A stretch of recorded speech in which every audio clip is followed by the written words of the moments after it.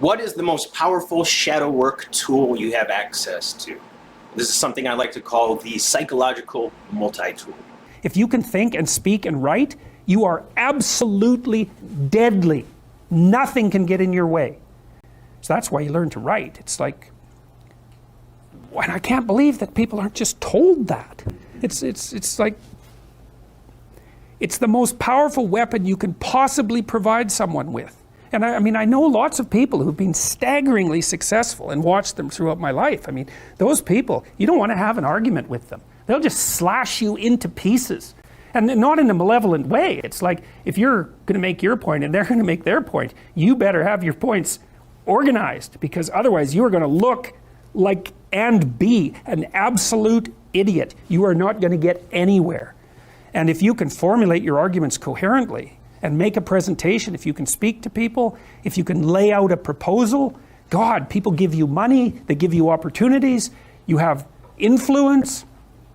That's what you're at university for. And so that's what you do, is you teach people to be articulate, because that's the most dangerous thing you can possibly be. So, and that's motivating if people know that. It's like, well, why are you learning to write? Because here's your sword, here's your M16, right? Here's your bulletproof vest. Like, you learn how to use them. It's an endless mystery to me why that isn't made self-evident. So that's the sort of thing that can drive you mad trying to sort out. It's like there's a conspiracy to bring people into the education system to make them weaker. So I guess that keeps the competition down. One of the things young men aren't taught properly, there is nothing that will make you more powerful than your words. If you think that reading and writing is for pansies and teachers' pets, you're seriously misinformed. It's a failing of our education system that literacy isn't marketed properly to young men. Straighten up, speak properly, learn to write. That's the same as learning to think. And why should you think? Because you won't do as many stupid things and your horizons will widen. When you need to entice people along your journey, you'll be able to do it because you'll be compelling. So today we're going to talk about not just words and symbols and how we can use them to shape the world around us and to shape our own psyche, right? Because we're talking about individuation. Ultimately, we're talking about shadow work, and possibly the most important tool that you have at hand when it comes to shadow work, because this is the tool of tools. This is a collection of tools. This is your psychological multi-tool, you could say, that makes your shadow work, I would say it can easily triple the effectiveness of the shadow work that you're currently doing if you use these tools and use them properly. So we're going to talk about symbols and words, yes, but we're also going to talk about information as a whole and how it works and why it's so incredibly important. Your information diet, your mental diet, what information, what words, what symbols you bring in to your mind, and what symbols you project out of your mind into the world around you. And keep in mind, these symbols that you allow into your mind and these symbols that you project out of your heart, they will make you or break you. They will transform your life, either in a good way or a bad way. You're either able to bring into your life the heavenly, the kingdom of heaven, or ultimately you're ending up in hell. Basically attracting into your life, drawing into your life the worst things. Think of it this way. And we can talk really briefly about this. This video is more on the psychological side of things than the physical side of things, but you are what you consume. You are what you eat applies obviously to your physical body as well. One of the things that's incredibly important to get across is the fact that sugars are incredibly unhealthy, right? That's been well established at this point. Look into the studies. You'll see what I mean. And carbs are right up there as well. I tend to eat low carb at bare minimum. I did keto for a while, really like that, and currently I'm on the carnivore diet, which is an interesting one. That one, the verdict's still out on that, but I have to say I feel absolutely amazing. I'm going to keep it simple. The reason I bring up things like the keto diet or the carnivore diet is because there are certain types of diets that are healthier for you than the food pyramid or your typical, what is it called? The standard American diet, SAD acronym. In America, the vast majority of us are obese. And it's because of this SAD diet. It's because of the supernormal stimuli of sugars and carbs and fats Of course, on a low-carb diet, you're going to want those fats. You're burning those fats as fuel. But on the standard American diet, fats are in addition to all these carbs that we're already storing in our bodies, the sugars that we're putting in our bodies that are transforming into fat. Like, it's way, way too much fat. And what's even more sad is the fact that it's not just our bodies that are out of shape, our minds are as well. We focus probably more on our physical diets, the food that we put into our bodies, than we do on the symbols, the words, the information that we put into our minds and our hearts. And the result is spiritual obesity, psychological malnutrition, atrophy, whatever you want to call it. But the amazing thing is the fact that we can actually flip that around, right? In the same way that we can start eating properly and cut the sugars out of our diets, etc., we can do the same for our minds. Right now, we're so bombarded by information. It's like drinking out of a fire hydrant, all the information that we receive on a daily basis. But if we're strategic about it, we can block out the information that is not helping us, and it is, in fact, tearing us down, and only allow the information in that is building us up and transforming us into the ideal versions of ourselves. But I find it fascinating how we focus so much on the food that we put into our bodies because we understand how important that is, how vital that is to our health. But sometimes we forget how much more important it is to focus on the information we put into our bodies, into our minds, into our hearts. The symbols that you consume will transform you into the particular level or class of what those symbols are. If the only information you ever consume is philosophy, right? Aristotle, Plato, Heraclitus, etc., you are going to become what? A philosopher. If all you ever consume is financial information, how to get rich, rich dad, poor dad, the richest man in Babylon, etc., you are going to transform into a moneymaker, or at very least, someone who can talk about how to make money. At very least, someone who has the knowledge, the informational background to become wealthy. Of course, knowledge is never enough, in the same way that faith without action, without works is dead. Knowledge without action is dead. You need that consistent, relentless action paired with the knowledge and the faith in order to achieve whatever type of success you're going after. You have to confront the world outside. You have to allow certain things from the external world into your world, into your psyche, and you have to project your own words, symbols out into the world, your truth, and that sets you free, ultimately. And then another thing we know is that, well, let's say there's a bunch of things that you're afraid of that are in your way. So you have some vision about who you want to be. Maybe you have to, you want to be successful in your career, so you have to learn to talk in front of a group. It's like, okay, well, you're afraid of that. It's like, no wonder you don't want to be humiliated. So, okay, so what do we do about that? Well, maybe we first get you to speak in front of one person and then 3 people, for 5 minutes and then for 10 minutes. Like, graduated exposure to what you're afraid of. Voluntary graduated exposure to what you're afraid of is curative. So to tell people that if you confront the world forthrightly, if you speak the truth, and you expose yourself courageously to those things that you're afraid of, that your life will improve, and so will the life of people around you.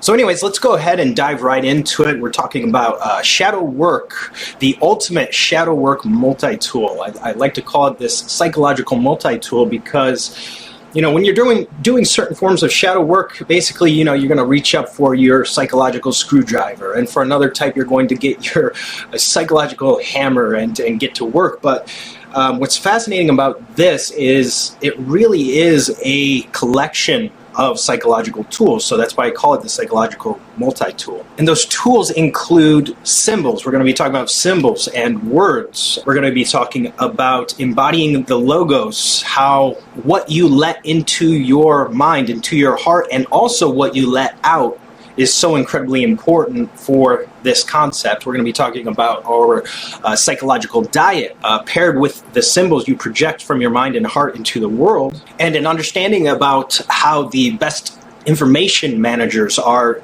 great leaders managing and wielding the archetypes within and externally as well in the collective unconscious.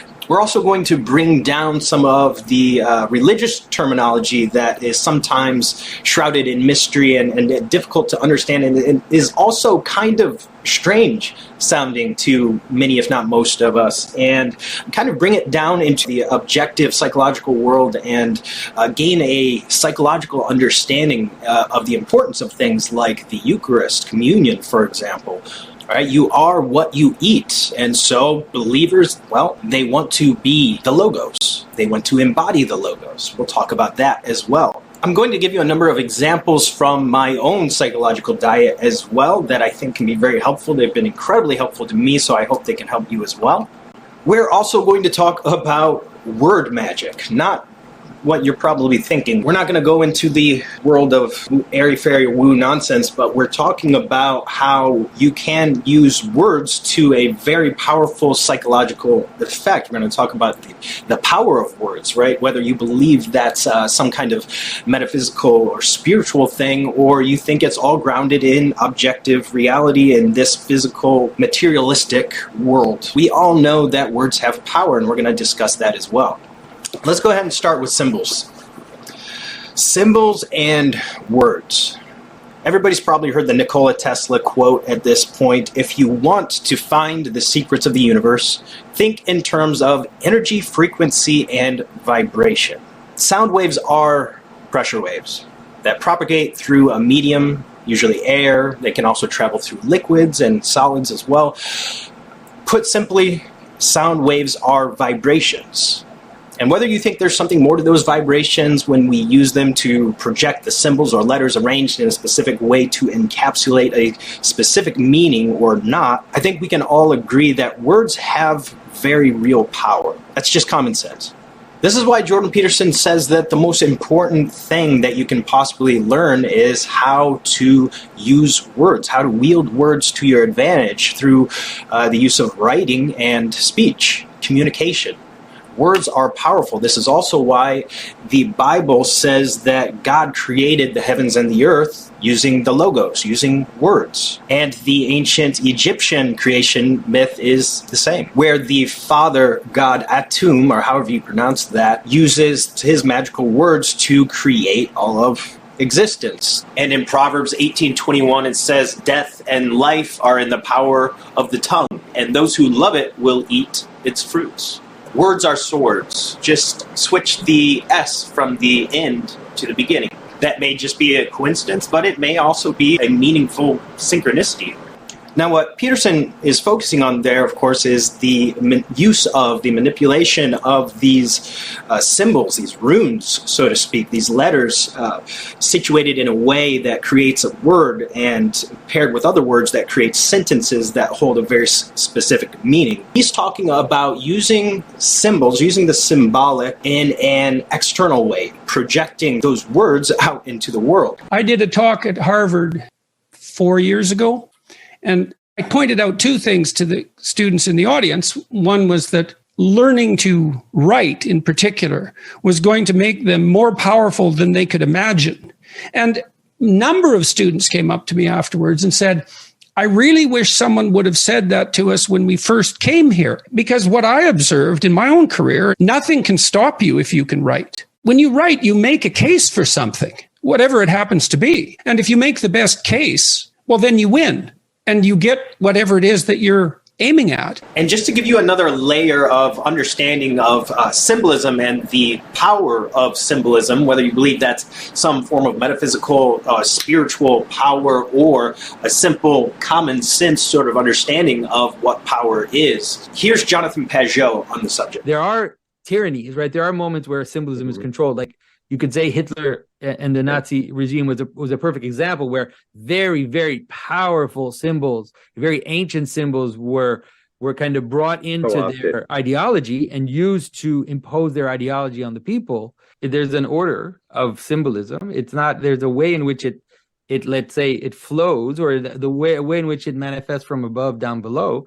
And when that order is perverted, that things start to go awry. But what's equally important is what symbols we allow in first, right? What does the Bible say about it? It says, out of the abundance of the heart, the mouth speaks, right? So what's in your heart, what you let into your mind, into your heart, that's going to come out.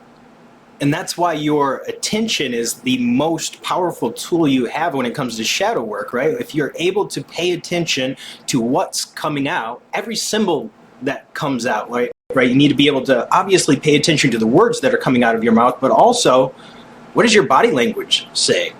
Your body language is symbolic. Those are a bunch of symbols, right? Whether you're folding your arms, you're slumped down, or your head's up high, your shoulders are back. These things are important to pay attention to because it reveals what's going down in the depths of your unconscious mind, in the shadow. So of course, you want the things that are going into your mind to be things that build you up and turn you into the thing that you want to become. So that when you go to write or speak or communicate, you are communicating in a way that builds yourself up, in a way that puts you on that right path, the path to the highest version of yourself, the path to the apex of reality. Those are the most important things to focus your awareness on and to control to the best of your ability, because that's shadow work at its best. It really is. Being able to properly manage the symbols that are going into your mind and heart and that are coming out of your mouth. So let's dive into that saying again. You are what you eat. You are what you let in, and you are what you let out. The power of life and death are held in the tongue. Jordan Peterson talks about embodying the logos a lot. The question is, how? Well, you are what you eat. You are what you consume. We're going to go into more depth on that soon here, but the reality of the matter is, if you are consuming that which contains the logos, or that which is the logos, that's what you're going to become. That's what you're going to embody. The West will die without the rebirth of the logos, because the West is that. So with that gone, it's gone. And we've seen what's arisen to replace it. Well, there's fascism, there's communism, and then there's the New Age mess, because it's a mess. And most of it's wish fulfillment and fantasy and inability to, there's creativity in it, but there's no capacity to edit whatsoever. There's no coherence. And so that stuff's so weak that anyone with any commitment can just push it aside. Could you describe what you mean by the rebirth of the Logos then, in that context? Part of it is taking voluntary responsibility for the appalling conditions of your life. Your life is about responsibility, and it's your responsibility to voluntarily accept that, and then to do what you can about it. The world is a carnage, a place of carnage, but you can accept that. And if you can't accept it, then what that means is that you're not integrated enough. Often what people do is they just don't think about it. They just push it out of their mind. And no wonder. The inability to bear suffering nobly, let's say. There's a call to nobility in the idea of imitation of the logos. But it's more than that. It's a call to something of, well, the hypothesis is it's a call to something of cosmic significance. You know, the question is, what happens to the world around you as you increasingly embody the logos? And the answer to that is, we don't know. We don't know what the ultimate level of this. Now, the hypothesis is, and it's a hypothesis that extends to some degree to Buddha as well, the hypothesis is that there has been one or two individuals who managed that, and that in their management of that, they transcended death itself. I don't know what happens to a person if they bring themselves completely into alignment. I've had intimations of what that might mean. We don't understand the world very well. We don't understand how the world could be mastered if it was mastered completely. We don't know how an individual might be able to manage that. We don't know what transformations that might make possible. And when you say you have intimations of what that might mean, can you explain what you mean by that? But it was through listening to you that I made this connection with the idea that this is actually a deep principle of Western culture, which gave it another... It's the principle of the incarnation, right? Because the incarnation is at least a symbolic representation of the idea that the spirit has to fully inhabit the body, right? And that's also it's a remarkable idea, especially because the spirit, so to speak, the psyche, if you want, flees from the body in terror, because the body is the place of mortality and suffering. And so people are disembodied, and it's because, one way of looking at it is because they're too afraid to become fully embodied. So what does that mean, to be afraid of embodying the Logos? Well, first off, what is the Logos? The Logos is the Christ, the way, the truth, the life. Jesus said, I am the light of the world. Jesus is love, agape, because God is love. And this version of love, by the way, is far more than just love. It's the ultimate form of love. This is agape. Agape never fails. Agape is invincible. Agape is undefeated in this universe from a biblical standpoint. So Logos is this rational force that joins the opposites, that draws together order and chaos, masculine and feminine, and holds them together. That's the Heraclitean understanding of it. And the Christian understanding of it, of course, is that the Logos is the Christ. And to fully embody that spirit, that force, power, the highest, the truth, it's one of the most terrifying things that you can do. I mean, just think about the truth alone. Speaking the truth in every situation. Sometimes it's going to be easy. A lot of times, it's going to be utterly and completely terrifying, because it can mean losing a friend, losing your job, losing your allies. And then think about it from a microcosmic perspective. Internally, pointing the beam of light that is the truth on your unconscious mind, how much courage does that require, right? Because the truth hurts. It burns away the dead wood, those things in the shadow that are hurting you. And the painful experience of embodying that truth, and not just the truth, but also this love, this agape, the effect of that on the world around you and their response to that oftentimes is incredibly painful. And that's something we often shy away from. It takes a lot of courage to embody the Logos. But what could happen if you did? There's reason to be afraid, but the question is, well, what would you be like if you had the courage to be fully embodied? And that's fully incarnate. That's another way of thinking about that. And the idea, the Christian idea, is that the fully incarnate human being is the Messiah. That's the idea. That's a hell of an idea, but it means embracing the horrors of the world. That's what it means. And that's not only the horrors of the world, but the evil of the world.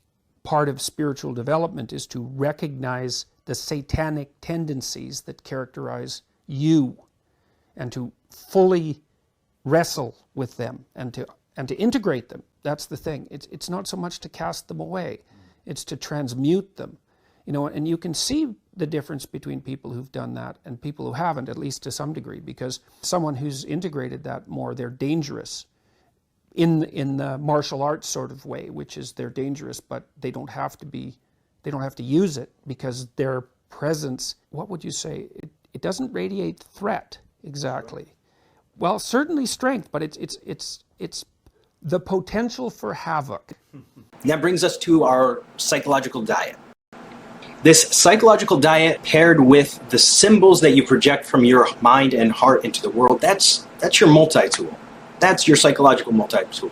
Here's Jordan Peterson speaking on the symbols, the words that you project into the world around you, and how that can transform you. If you listen to yourself talk, you can tell when you're speaking properly, you will experience a feeling of integration and strength. And when you're speaking in a deceitful or manipulative manner, you'll feel that you're starting to come apart at the seams. And what you need to do is practice only saying things that make you feel stronger. The truth is something that burns. It burns off dead wood. And people don't like having their dead wood burnt off, often because they're like 95% dead wood. And believe me, I'm not being snide about that. It's no joke. When you start to realize how much of what you've constructed of yourself is based on deception and lies, that is a horrifying realization. And it can easily be 95% of you. Things you say, things you act out. That's another hallmark of truth, is that it snaps things together. And people write to me all the time and say that. It's as if things were coming together in my mind. It's like, well, that's what archetypes do. Right. Archetypes glue things together. That's all I have for you today. If you like this video, please give it a like, subscribe, and thank you so much if you do. I will see you in the next one. That's my kid in the background.